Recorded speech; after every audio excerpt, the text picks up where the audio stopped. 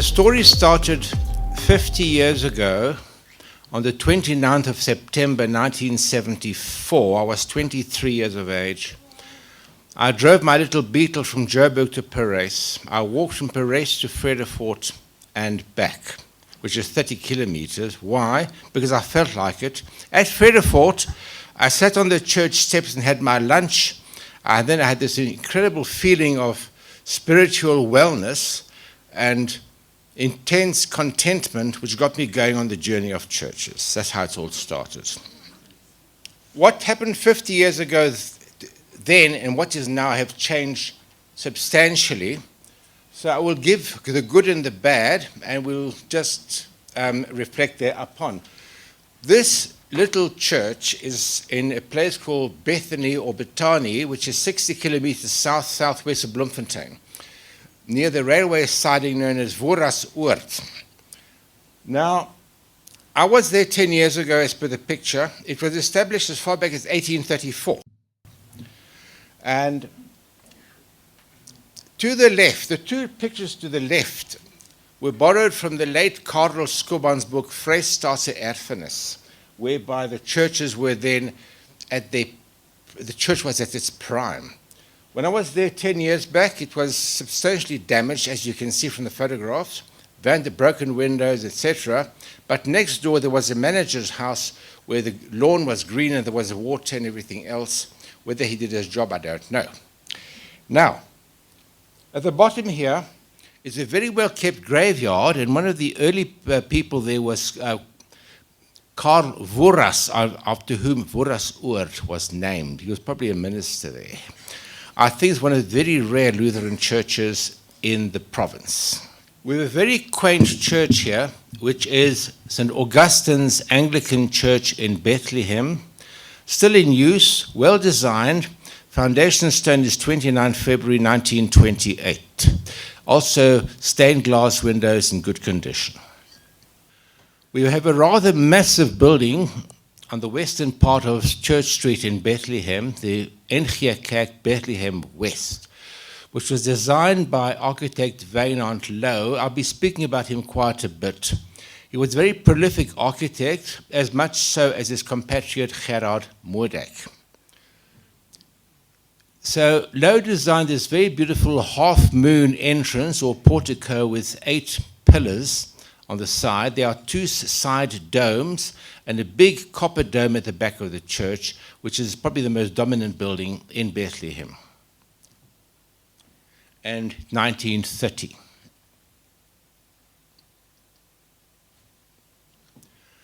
A very well-kept building in the town of Edenville between Kroonstad and Heilbron, 1921, designed by architect Johannes Rink Berg, B-U-R-G, a Dutch architect, who designed 4 churches in the country. He did this one in Edenville. He did Vrede, which you'll see later on, and 2 churches in Mpumalanga, the NG Kerk in Dullstroom and in Belfast. This is the NG Kerk in Excelsior, Central Free State, also designed with a combination on Louw and Moerdijk, and it's characteristic with its sandstone appearance, which is duplicated in churches nearby, such as Marquard and Lindley. Now, there's quite a story to this church building. It's the All Saints Church in Vicksburg, which was founded in 1891. In the year 2014, I went touring with a friend of mine, and a local lady, Patricia Bowie, whose ancestors are buried in the cemetery there, showed us around, so we had the opportunity to go inside.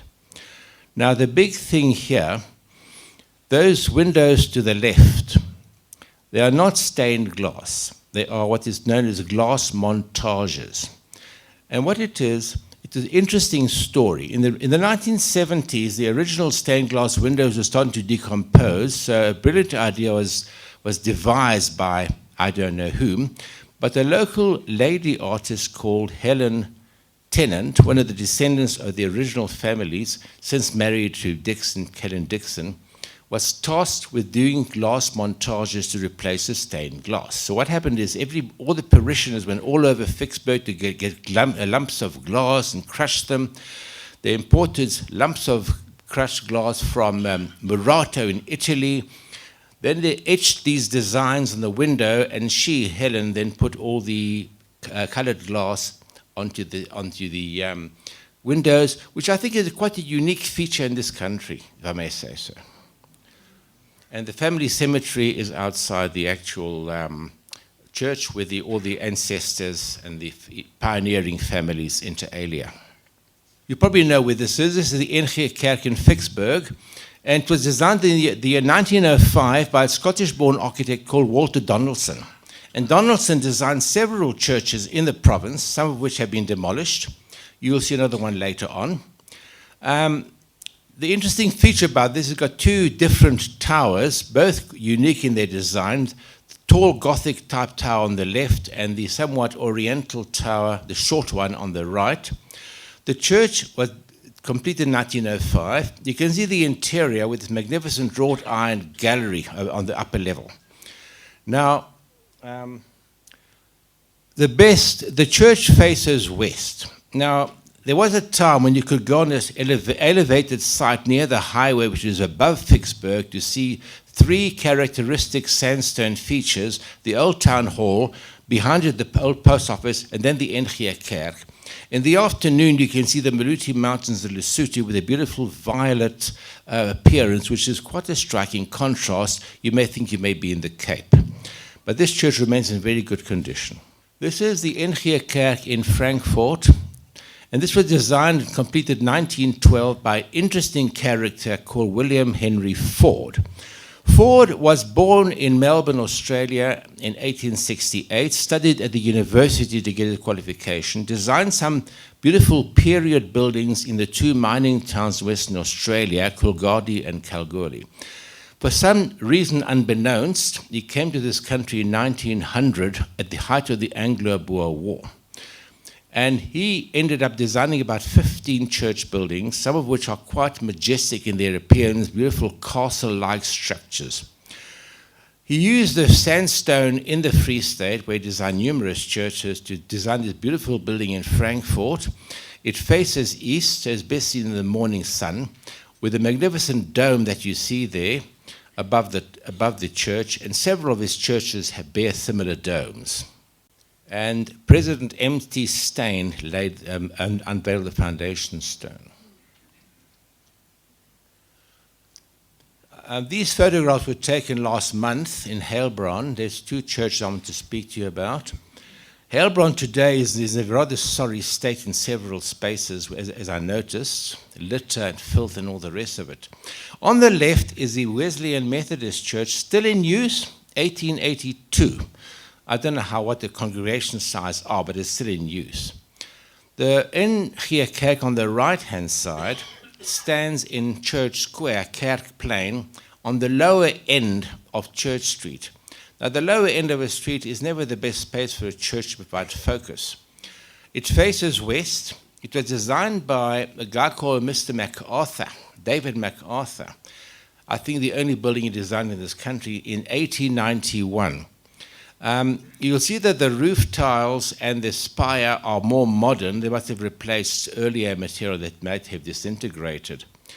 But today, around the square is not a very nice environment, so the church has a bit of a disadvantage from that positional point of view. A very nice building, made of a material known as blue dolerite, which is quite prevalent in Northern Cape, Western Free State, and even the Northwest Province.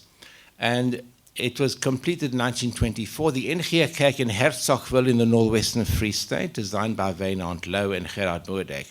Those two architects had a 5-year partnership between 1921 and 1926. They both have much of the same ancestry.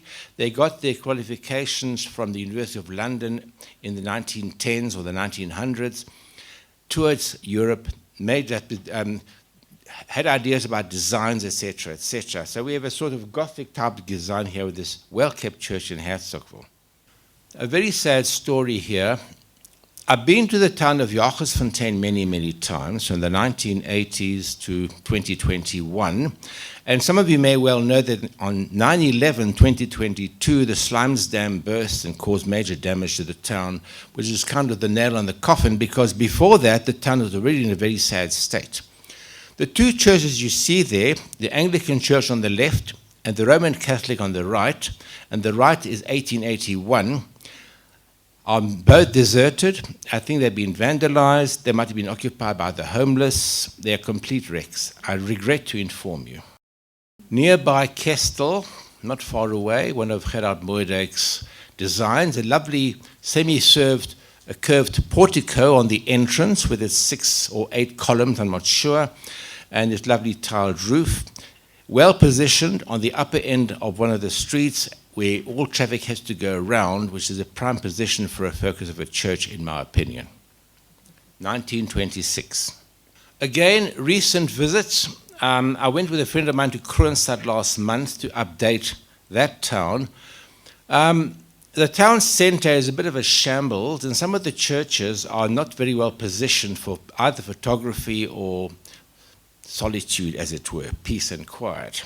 I did not take the Presbyterian church, but that church is really not in a very pleasant space.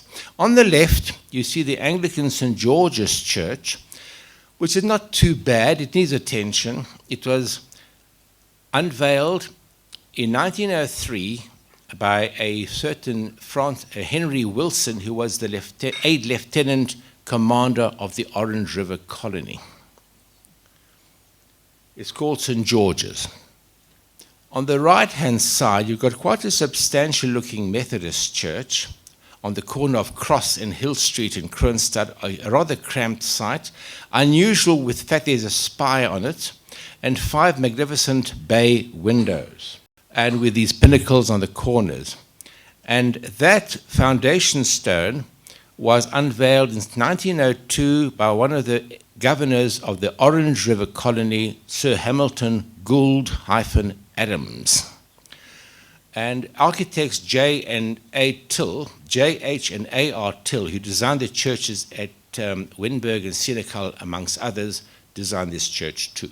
I'm sure you all know this one, the Moederkerk in Kroonstad, 1912, stands in a magnificent, huge open space, which is really ideal for a town. And even now, even though the town has grown a lot, it still holds its own amongst these increasing urbanized environment.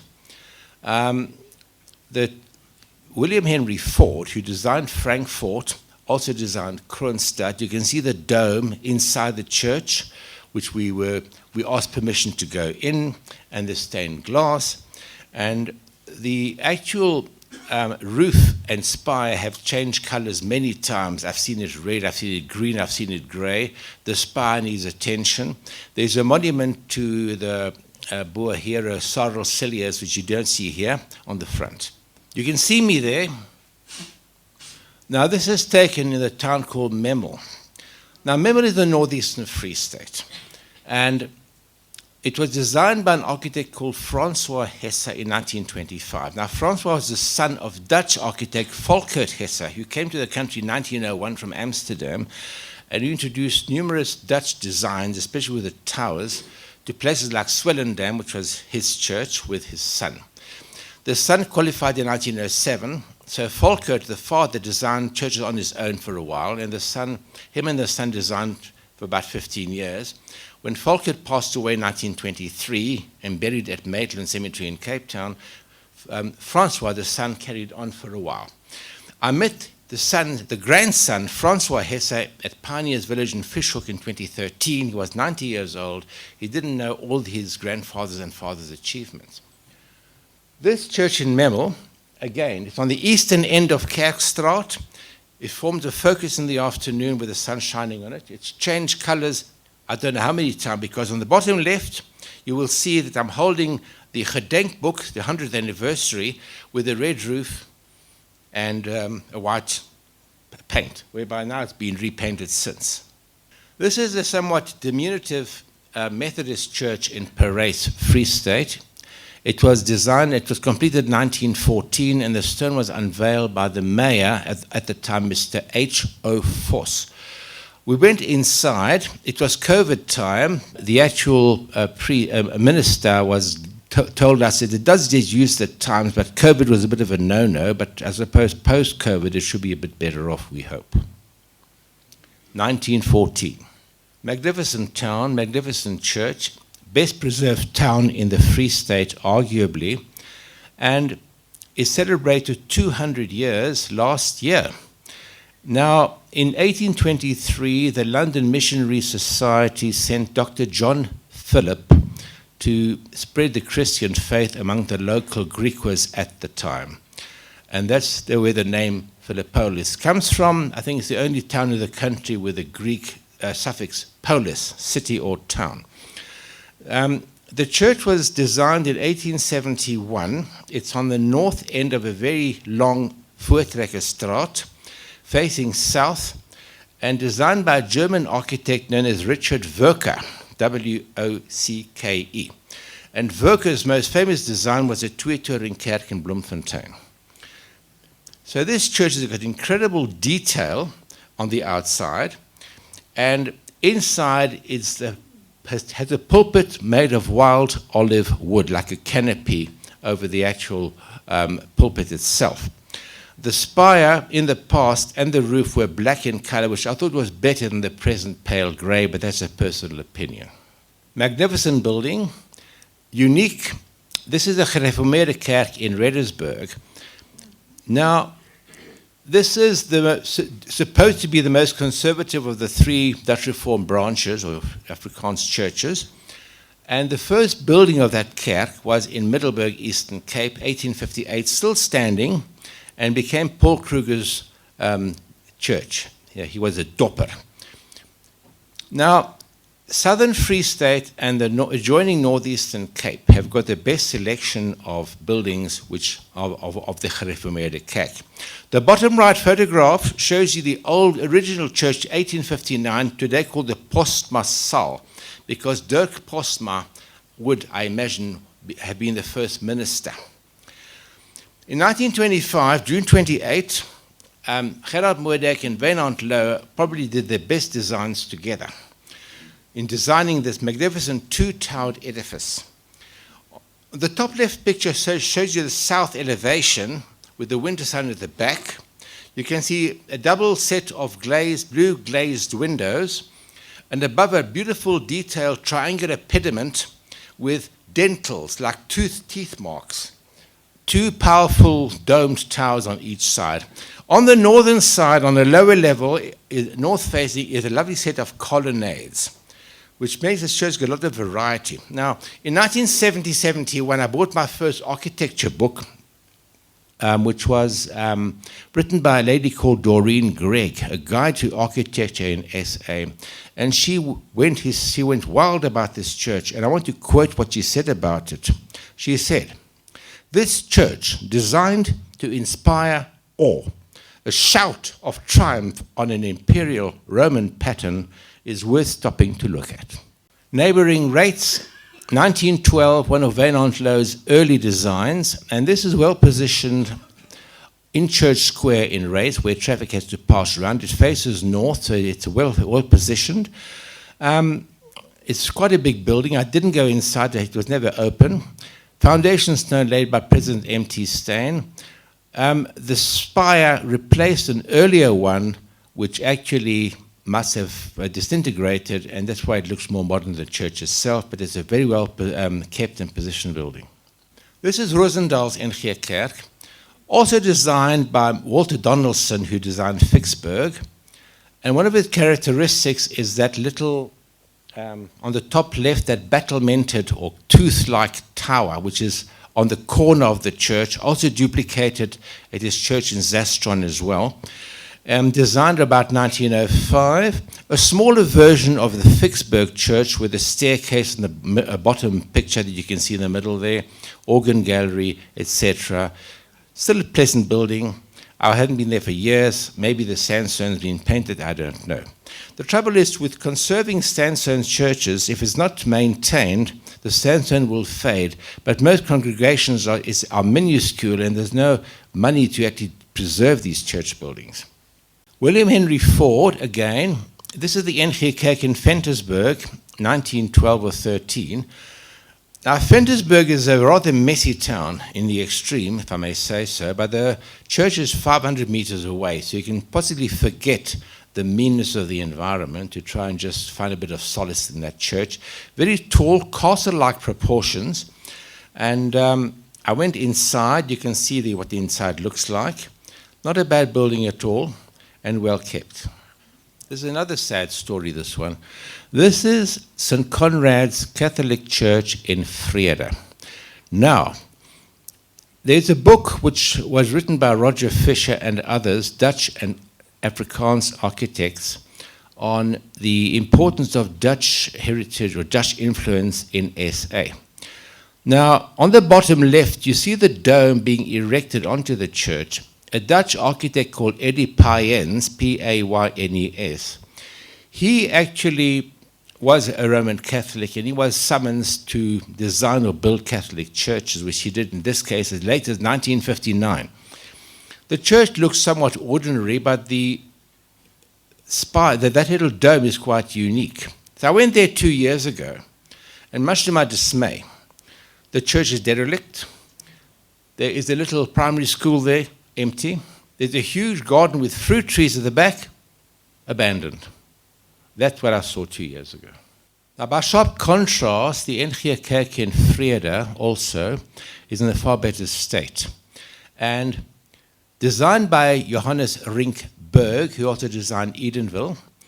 This is 1913. And it faces beautiful position. It's on the east end of Kerkstraat and on an elevated site, and best in the afternoons. It does form a focus. All the traffic has to go around. Now, inside you can see the gallery. There's a beautiful pressed ceiling. Or the picture on the left, you'll see a pressed steel ceiling there above the gallery. Very well kept. The architectural style is apparently called Scottish baronial. I can't quite explain why, but that's what it is. But it's in good condition. So we're back where we started here. This is the NG Kerk in Vredefort. We celebrated 100 years last year, 1923. I went to their 100th anniversary event. Anyway, on the top left is the original church building, which was completed in 1883. It is still in use as the church hall. It's a little triangular pedimented building. On the bottom middle picture is a little organ inside the main church. And the church itself is very, very well preserved, designed by Francois HASA, who designed the Memel Church, but it's more restrained Gothic style in sandstone, and beautiful banks of roses all around. So that's that church there. I hope I didn't go too fast.